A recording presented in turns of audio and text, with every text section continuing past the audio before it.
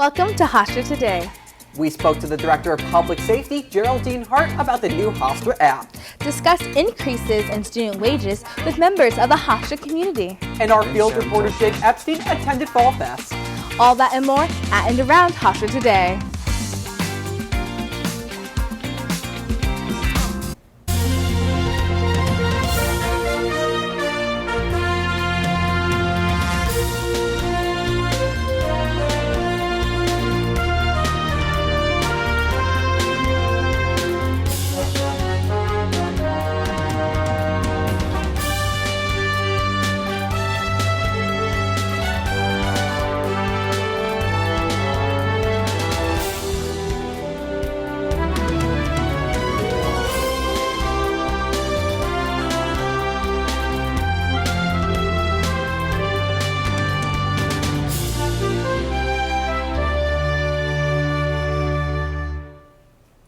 Welcome back to Hofstra Today. I'm Gabe James. And I'm Max Coven.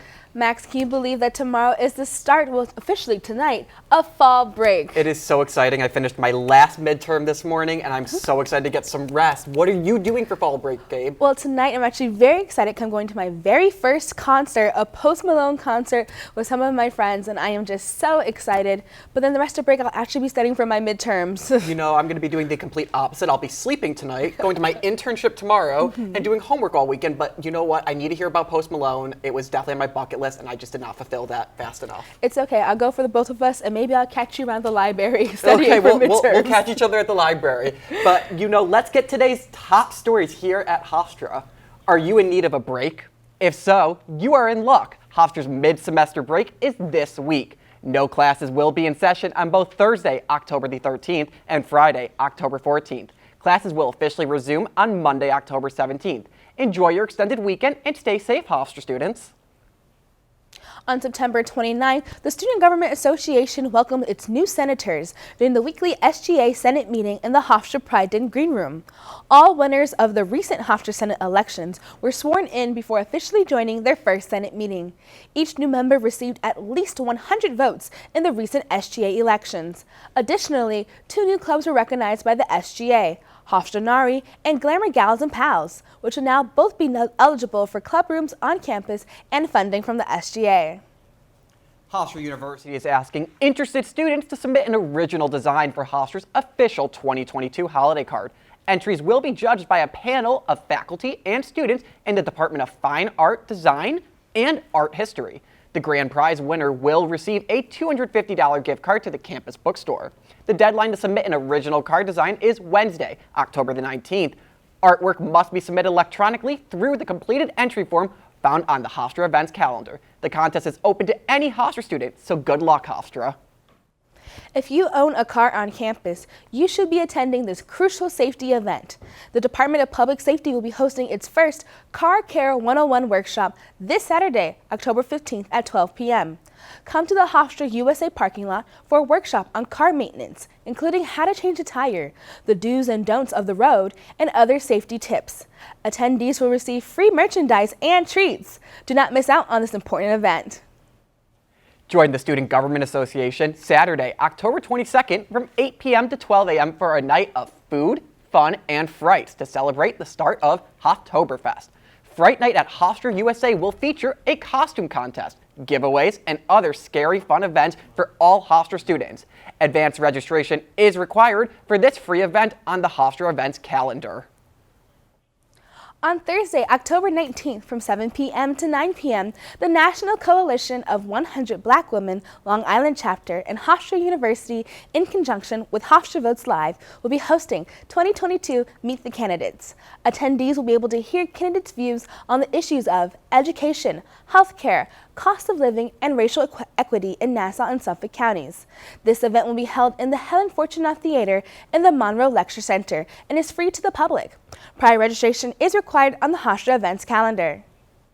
Have you ever attended a pen show? Yes, you did hear that right, a pen show. Come to the New York Metropolitan Pen Show from Friday, October 14th through Sunday, October 16th. Students can go to the Student Center and see over 75 vendors, such as the Fountain Pen, Hospital, and Kenro Industries. These vendors will have a wide array of different pens. Admission is $10 a day, $25 for all 3 days, and is open to the public. For more details, students can go to the nypenshow.com. As a part of Hofstra's Day of Dialogue, the Center for Civic Engagement will be hosting a panel titled Know Your Rights as Workers. This segment is hosted by Karen Fernbach, a Hofstra law professor and former regional director of the National Labor Relations Board. Professor Fernbach will discuss the various rights that all individuals are entitled to as workers, ensuring that they receive proper wages and protections. The panel will be held in the Cultural Center Theater on Wednesday, October 26th at 9:40 a.m. Don't go away. Your national news update with Derek Beckel is coming up after the break.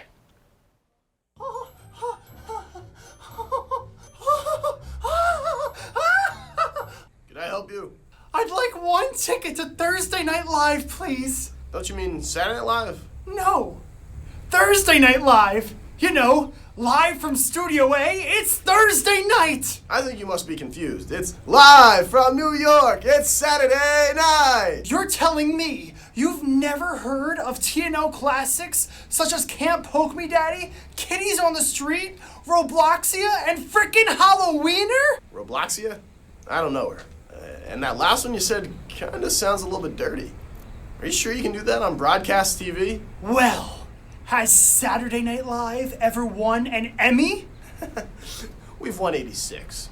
So, you want tickets to Saturday Night Live or not? No, but I'll take one to Thursday Night Live.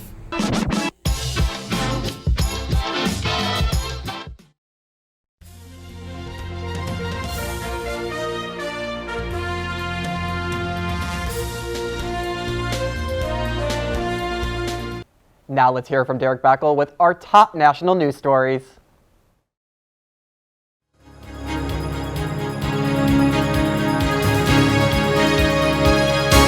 The Justice Department is urging the Supreme Court to reject former President Donald Trump's request for review of the classified documents seized from his Mar-a-Lago residence this past August. It is a review of a landmark decision by a lower court which barred Special Master Judge Raymond Dearie from accessing the documents. These documents, which contain sensitive information relating to national security, were seized due to suspicion that Trump breached a federal law by retaining official White House documents at the end of his term. After the Justice Department is using these same documents in its ongoing criminal investigation. The disastrous effects of Hurricane Ian keep on coming. Last month's storm made low rates of flood insurance apparent among Florida residents. The decline in policyholders has been connected to a multitude of factors, including COVID-19's impact on the economy and the state of housing market. Only 18.5% of people from affected areas that were directed to evacuate had existed flood insurance policy prior to the hurricane. Although a Florida law requires insurance issuers to notify homeowners of the lack of flood insurance in most standard homeowners insurance policies, many Floridians were shocked to discover the coverage gap. The Secret Service addressed a July subpoena by the January 6 Select Committee. They shared over 1 million electronic messages sent by agents in the days leading up to and on the day of the January 6 Capitol insurrection. The committee is expected to answer questions about possible communication between agents and rioters, efforts to protect then Vice President Mike Pence, and what occurred in former President Trump's car when he allegedly ordered Secret Service agents to take him to the Capitol. These communications will be used as evidence during Thursday's committee hearing. That's all for your national news. Back to you, Gabe and Max. Thank you, Derek, for that national news update. Our field reporter, Athena Dawson, sat down with Director of Public Safety, Geraldine Hart, to talk about the Public Safety's new app. Let's hear what she has to say about the new feature. Reporting for Hofstra today, I'm Athena Dawson. I spoke to Associate Vice President of Public Safety, Geraldine Hart, about Hofstra Safe, Hofstra's newest innovative public safety technology. Why was the Hofstra Safe app created, Jerry?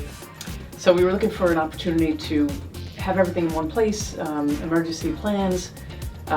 Certainly wanted to use the latest safety technology, and we think that we have brought that to the campus with Share My Walk and Mobile Blue Light. So really kind of combining all that together into an app we think is really useful for our Hofstra community and keeps us all a lot safer. And what do you feel like is public safety for the public safety sides in terms of the department's goal for the usage of this app across the student body? Yeah, our goal is really to make sure that people are comfortable using it and that they, understand that there's some really great technology out there to keep them safe. And for students who may not have the app or got the app and may not know how to use it, do you or the public safety department have any workshops that you plan to host or any type of events where students can learn how to use it? We had a table at Fall Fest with iPads showing folks how to use it. We're going to continue that. The student affairs people are going to help us roll that out with the communication piece, and then we're going to, every Wednesday I have open office hours and I have an iPad with me and I can show and walk through how to use it. And also we'll set up another table in the student center during Common Hour to make sure that people understand it. So, as the Associate VP of Public Safety, what would you say to the student body in regards to any safety concerns that they might have on campus this year? So I would always encourage people, if they have any concern whatsoever, to come to us. So that's really been kind of our push in public safety, to be much more accessible to students. Whether it be the optics of a uniform change, this app certainly, open office hours, but really to make sure that students feel comfortable speaking with us. I had a great time discussing the Hofstra Safe app with Associate VP Hart. The Hofstra Safe app is available in the App Store now. For Hofstra Today, I'm Athena Dawson. Thank you, Athena, for that report. I will definitely be telling my residents to download the app. Coming up after this short break, we'll hear from Rachel Katz about entertainment news around Hofstra. Hey guys, it's me, Isabella Gomez, filling in for Smokey Bear because he's got more to say than just... Only you can prevent wildfires. Like, if you're outside enjoying a barbecue, don't let a hamburger distract you from fire safety. Make sure you aren't dumping your hot coals or ashes onto the ground because that could start a wildfire. So take wildfire prevention seriously and let's save the world one day at a time. Juntos con Smokey Bear, podemos hacerlo. Go to smokeybear.com to learn more about wildfire prevention. There was an old woman who lived in a shoe. She had so many children, she didn't know what to do.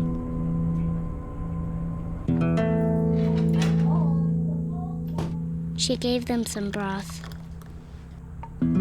without any bread and kissed them all soundly and put them to bed.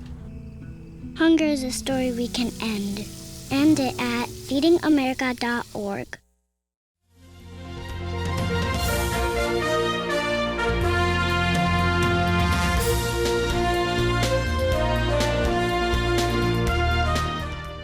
It's time to hear about upcoming entertainment events here at Hofstra with Rachel Katz.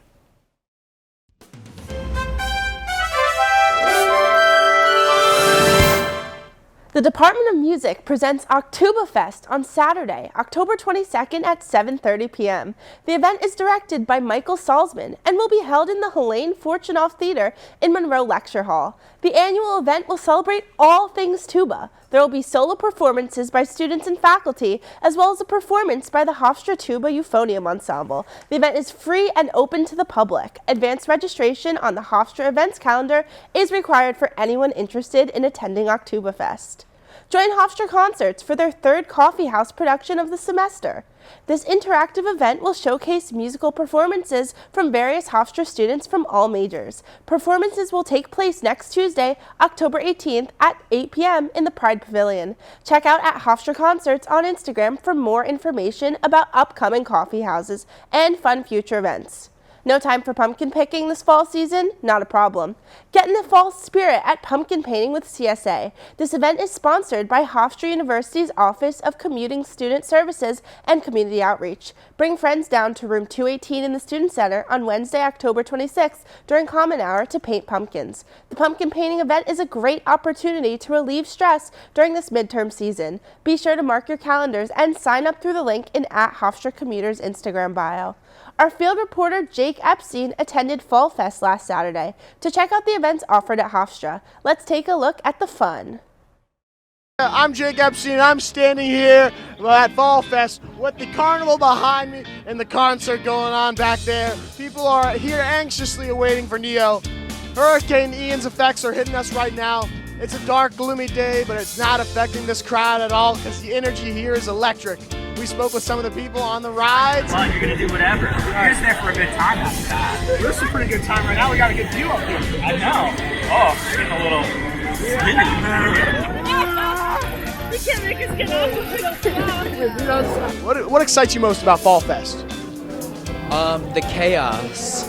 It's raining right now, and we're here in this tent. We're having a great time being.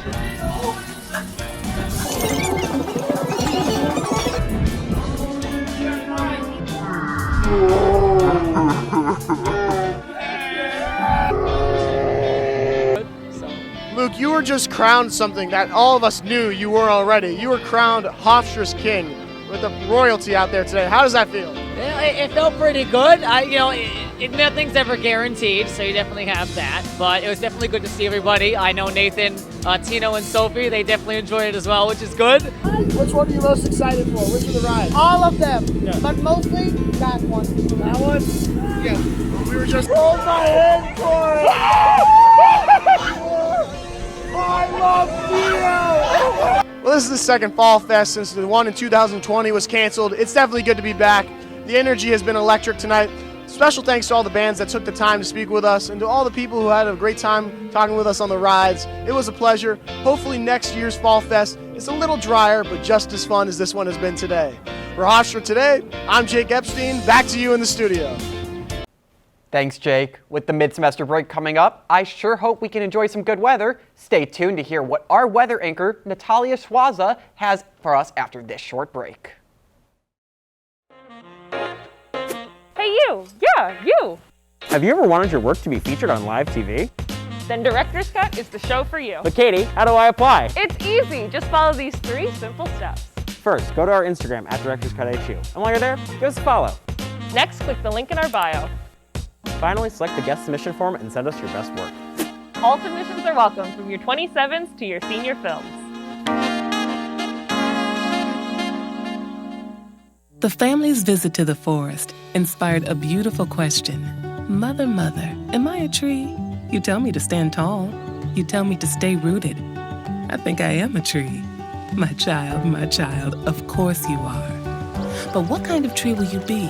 The kind to hug or the kind to climb? Doesn't matter what you choose, so long as you choose to be a tree that's kind. Make the forest part of your story at a park near you. Find one at discovertheforest.org. Let's hear from Natalia Schwaza for our weekly weather forecast.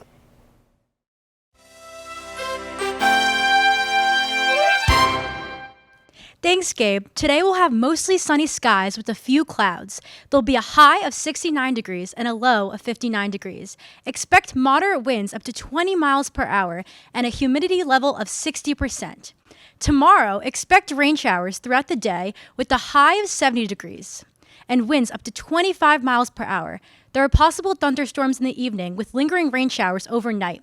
Expect a low of 56 degrees.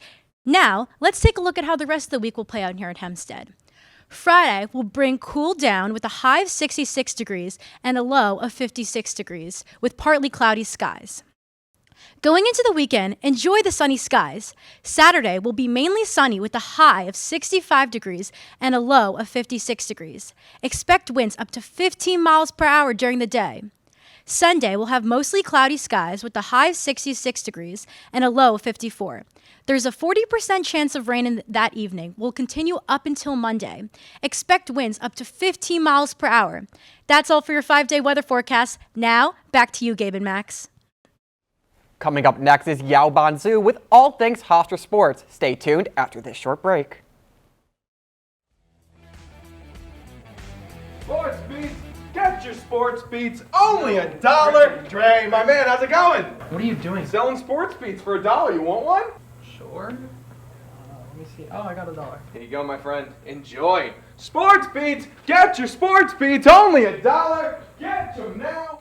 Sports Beats here. Get your sports beats here. Kate, Willie, can I interest you guys in a sports beat? Only $1. Here you go. Oh, fine paying customers. There you go, my friend. Enjoy, you guys. Yes. Sports Beats, get your sports beats here. Only $1. Only $1. Sports Beats.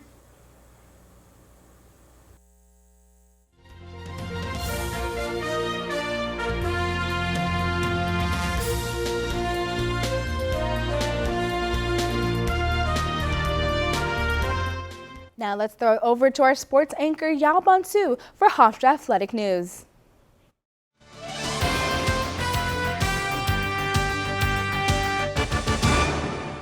Thank you so much, Gabe. We've all heard one way or another that nothing in life is guaranteed. But for Hofstra men's soccer, one thing is Elliot Goldthorpe scoring goals. Welcome into sports. I'm Yao Bonsu. It was a dominating display from the Pride yesterday.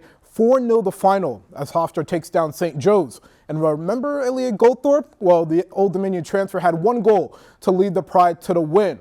Goldthorpe has scored in 4 consecutive games. After yesterday, he is tied for the NCAA lead with 10 goals this year. And as for the Pride, the team has won 8 of its previous 9 matchups. Hofstra is currently tied with Elon for the top spot in the CAA standings, and it's only convenient that they link up Saturday with the conference lead on the line. Kickoff is set for 1 at Hofstra Soccer Stadium.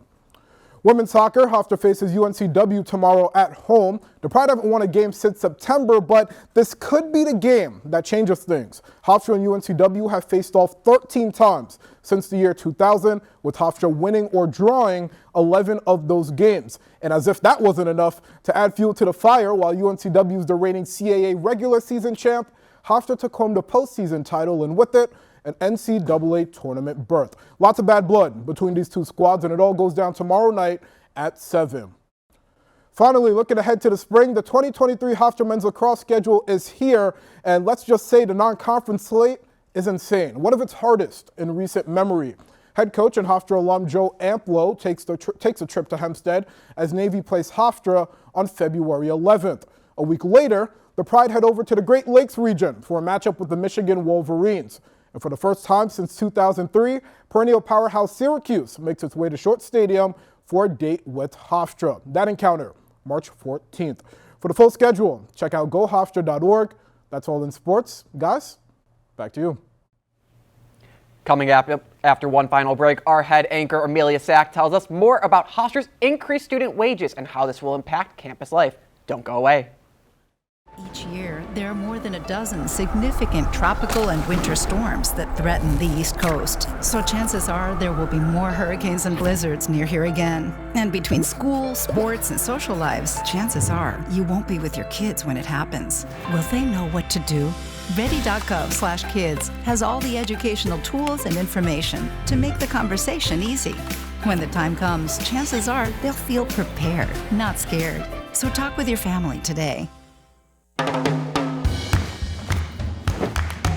I don't want to talk about it.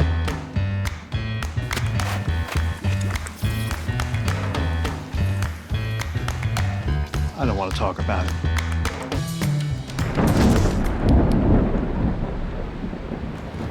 Families don't have to talk about everything, but they should talk about how to plan for an emergency. Get tips and resources to make your family's emergency plan.